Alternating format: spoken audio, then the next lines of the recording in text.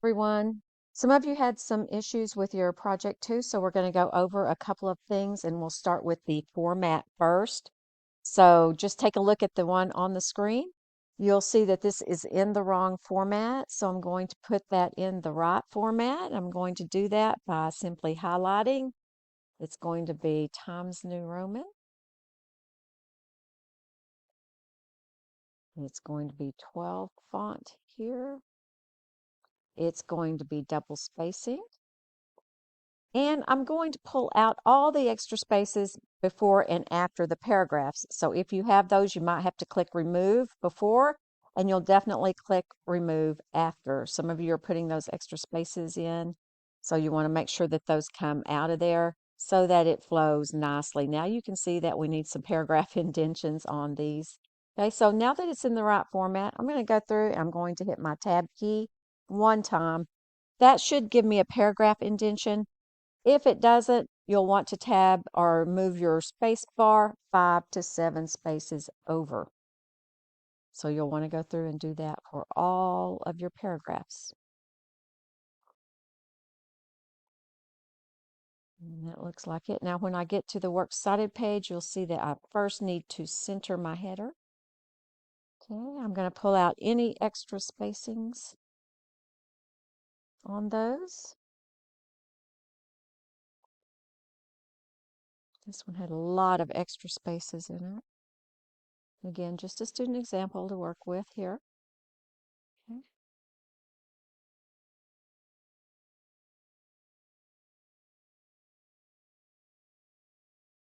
Now I want to put in the hanging indentions on these so I can find where these begin and end. So I'm going to highlight these. I'm going to go up to my spacing here and go to line spacing options, and you're going to click on hanging. Now if you're in Google Docs or something, it'll be a little bit different. And when I do, and there it is. Now before I undo that, oops, let me go back and redo it. Okay. Before I take off, well, it kicked me out. I want to put these in alphabetical order. So if you're in Microsoft Word, you'll see that it does have the little AZ up here. And if you click it, it will sort that into alphabetical order for you. If not, and you don't have that tab, be sure you put those in alphabetical order. Still got an extra space there, so I'm going to pull that out. Now, oh, this one's out of order. Some of these are out of order. So I don't know if it just didn't put them in the right order or what, but we'll fix it. So I'm going to put these in alphabetical order.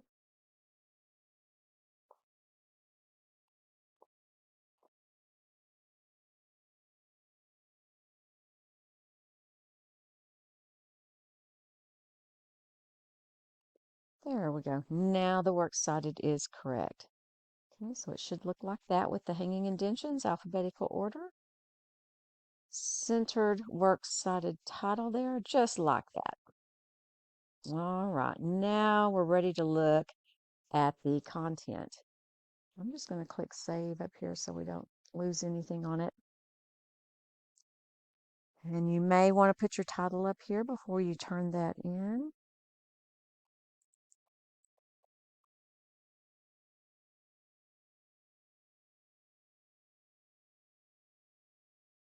I'm going to center my title, take out that extra space that's there, and there we go.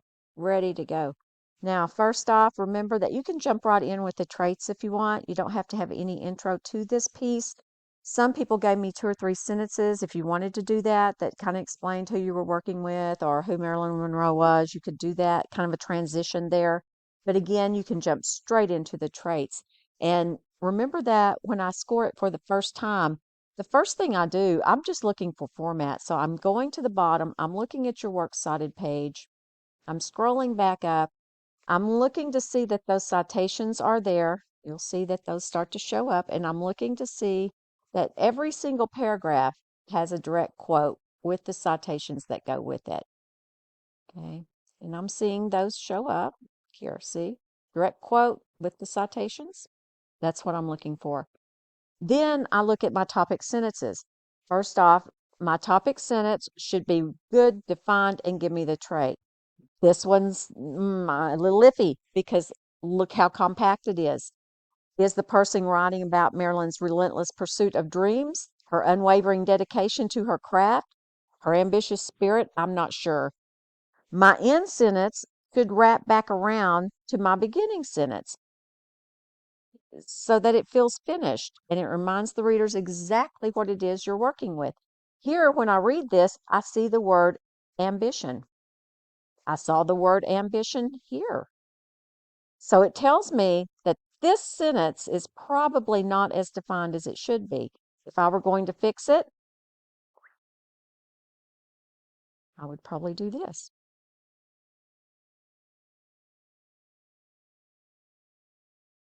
Now look how much more defined. Marilyn Monroe's ambitious spirit throughout her career in Hollywood um, helped helped her helped her career maybe.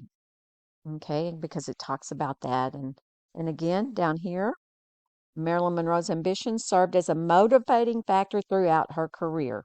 There's the recap right there. And sure enough, see the connection? Every single paragraph should be that way. Whatever is your topic sentence trait, I should get that redefined in the very last sentence. Everything in between is going to be your proof, your research proof.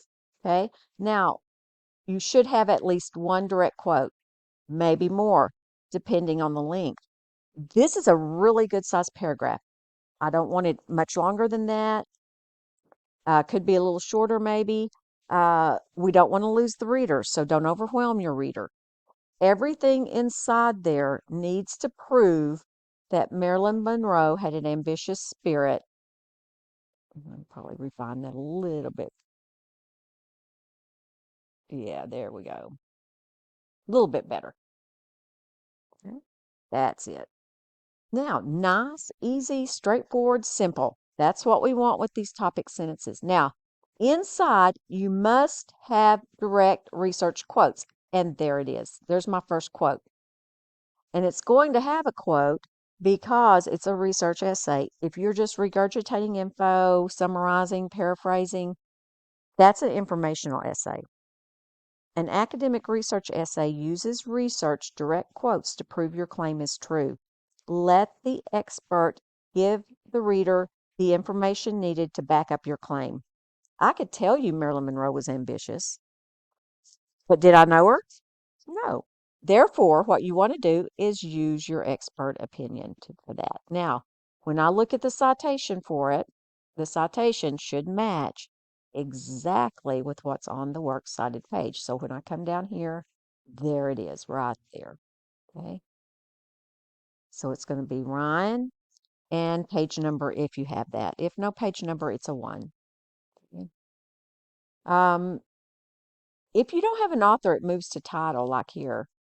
So for example, if I have an author, it would look like this inside the text, right? Or maybe just Smith. That tells me it's a 1. Okay. Scrolling web page 1. Those are not, if you have a true page number, you have to use it. Otherwise, it's a 1. If I don't have an author, it moves to title. And it has to be exactly as it is on your works cited page. If it has the quote marks, then it has quote marks here. If it has italics, then it has italics. It must match exactly.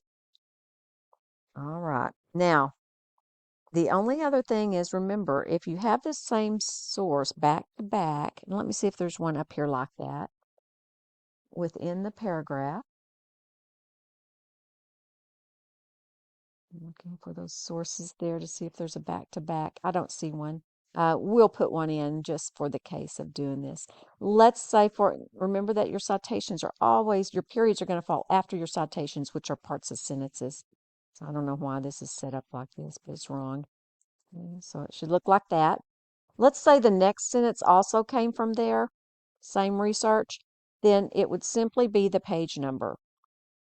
Maybe the next sentence even came from there. So you would want to put that, however, there we get a different source. But so whatever your page number is, as long as it's the same paragraph back to back, it's a page number. Okay. Once we change paragraph, citations start all over again. So here we have a 4. So if the next sentence came from line 4, it would be better example. Sorry, y'all. All right, so 4. So that would tell me that all of these are coming back to this source. And again, starting a new paragraph means I start all over. When you get to the end, your conclusion of the piece, this is way too long. See, it's a regular paragraph. Your conclusion should only recap your traits.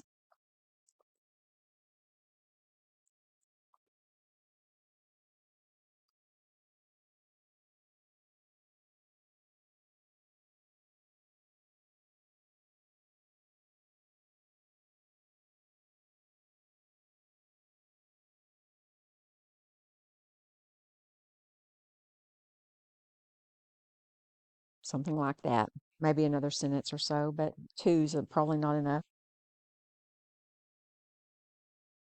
But close enough there. All right. So hopefully that will help you with revisions on the piece. Uh, again, remember you need direct research quotes to prove all claims made. Make your point, give your evidence, your research, and your explanation. Your PEE format will carry you all the way through all of your college essay and courses. If you can figure out that, get that format down, that PEE works with everything. Make your point. Marilyn was ambitious. Give me the research proof that the direct research proof that would prove that right there, direct quote. And then you come back and you give me that explanation that ties it all together so that the paragraph feels wrapped. If you have any questions, please let me know.